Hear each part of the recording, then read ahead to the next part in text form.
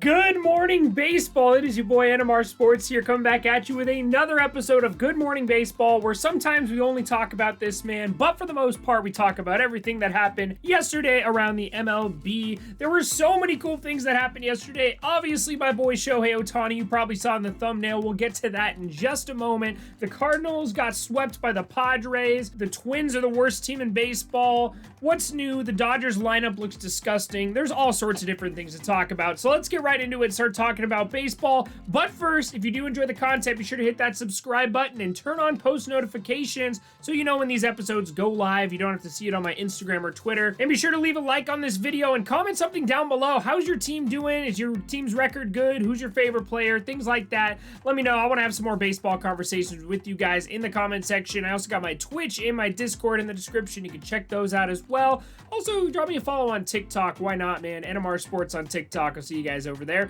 Now let's get talking about some games that happened yesterday, starting, of course, with the man of the hour, Shohei Ohtani. So the Angels were facing off against the Red Sox, and we got off to a 4-0 lead. It was a pretty good game. Jose Quintana was actually kind of dealing. He gets a lot of strikeouts. He just has a lot of, he leaves a lot of bad pitches out over the heart of the plate.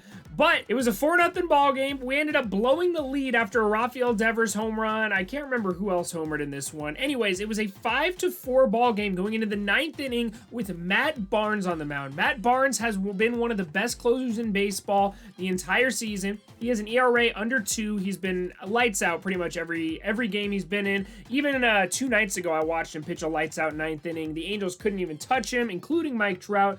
Well, Shohei Ohtani comes up to the dish, and what does he do? With 2 outs in the 9th inning and a runner on base, he smokes a home run into the right field corner using that pesky pole, and he hits a 2-run blast off a 97-mile-per-hour fastball inside. He absolutely crushed this baseball. So my boy Shohei Ohtani, he hits to all fields. He is tied for the league lead in home runs right now. He's just a monster, man. Shohei Ohtani, the most talented player in baseball. Obviously, he's not as good as Mike Trout offensively, but my God, is he kind of close, man. He's if the season ended today, he's my pick for MVP. There's no doubt about it.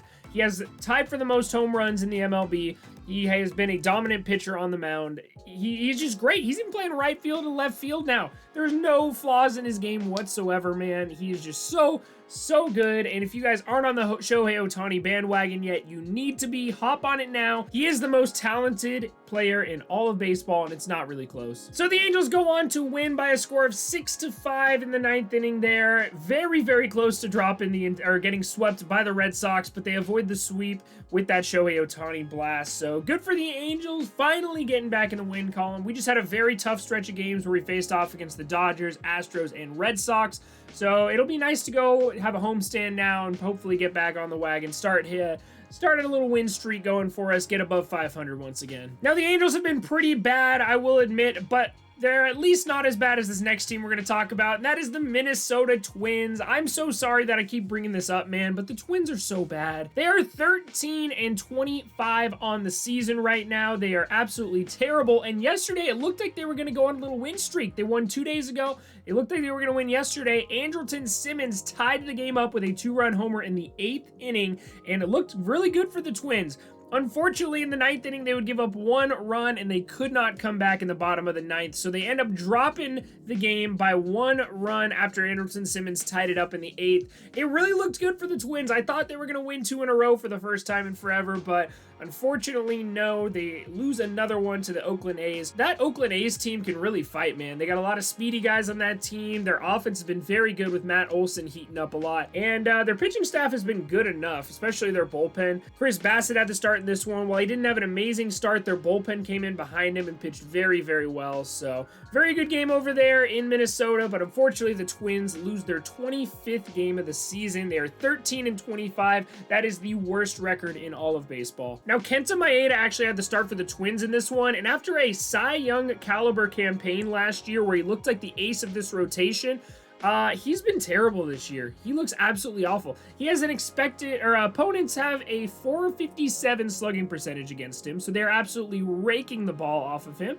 They have a 357 expected WOBA, which is weighted on base average, basically meaning that they're getting on base at a Honestly, if somebody has a 357 WOBA, that's pretty damn good, and opponents are getting that just off Kenta Maeda. So he has been allowing a lot of base runners, a lot of home runs, a lot of hard hit baseballs. It's just not been a good year for Kenta Maeda. I don't really know what happened between this year and last year, but hopefully he figures something out soon. He can come back and be the ace of that rotation. It's clearly been Jose Barrios this year as the ace, but Kenta Maeda was pitching like it last year. Now, the Toronto Blue Jays are crushing it right now. And when I say crushing it, they are absolutely crushing it. Vladimir Guerrero Jr. hit a 465-foot dinger yesterday. Absolutely murdered this baseball. Bo Bichette would join him in the home run column, as well as Marcus Semien.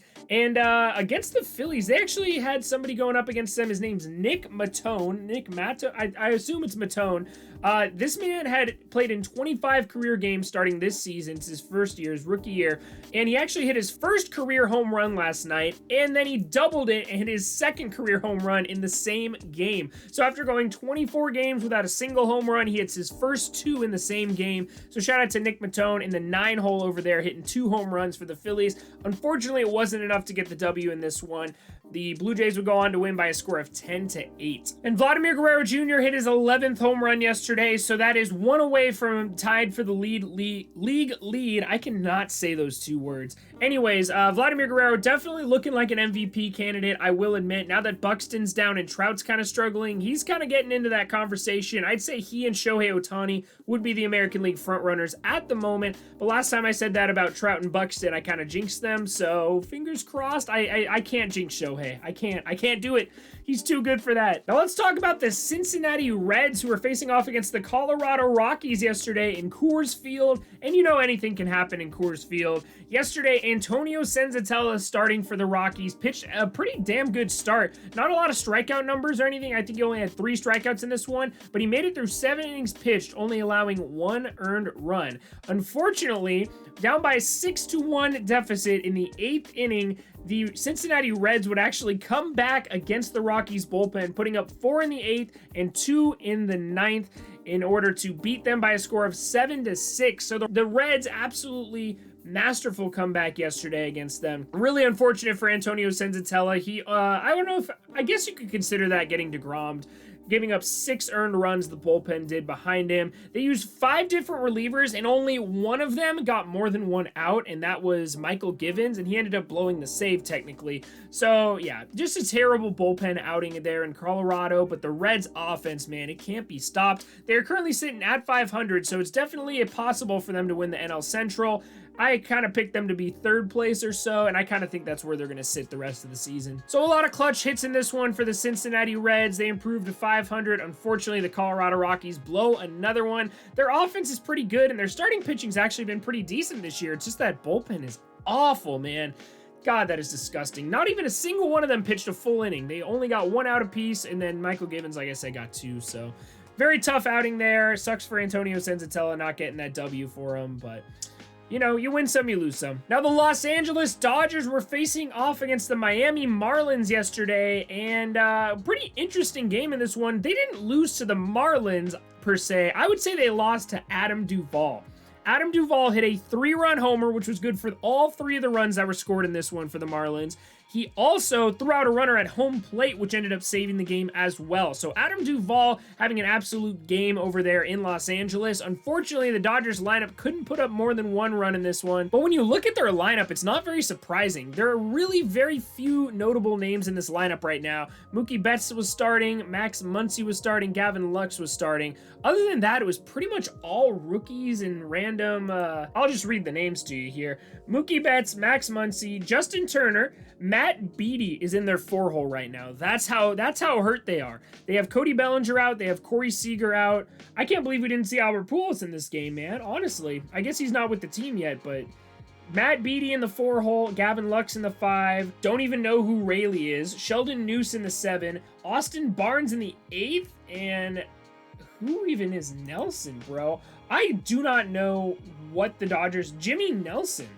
who I did not know was a starting pitcher for the Dodgers. Anyways, yeah, I don't know. Very, very interesting lineup that the Dodgers rolled out yesterday. It really sucks, though, with Corey Seager and Cody Bellinger hurt. Those are two huge bats they're missing. Will Smith didn't start yesterday. I don't think he's injured. I think they just didn't start him because his defense isn't the best. But yeah, the Dodgers are very, very injured right now. It's kind of tough. If you're a Dodgers fan, let me know in the comments section how you feel about that lineup you rolled out yesterday. Kind of tough to see with all these injuries, man. When healthy, the Dodgers should be the best team in baseball, and I do still think they have the best pitching staff in baseball, but at the moment, that lineup is looking kind of suspect right now. So the Dodgers go on to lose 3-1 to the Miami Marlins, unfortunately. And let's go stay in the National League West for our last game of the night, talking about the Padres going for the sweep against the St. Louis Cardinals on Sunday Night Baseball. Nolan Arenado hit his 9th home run of the season in this one. I guess you could say that the Cardinals might have won the Nolan Arenado trade. I'm not 100% sure. Austin Gomber might still win a Cy Young award. But anyways, Nolan Arenado hit a 2-run home run in the first inning, and after that, the Cardinals' bats were pretty quiet. They only put up 1 more run in this one, scoring 3 on the day, and it was not enough to overcome the San Diego Padres,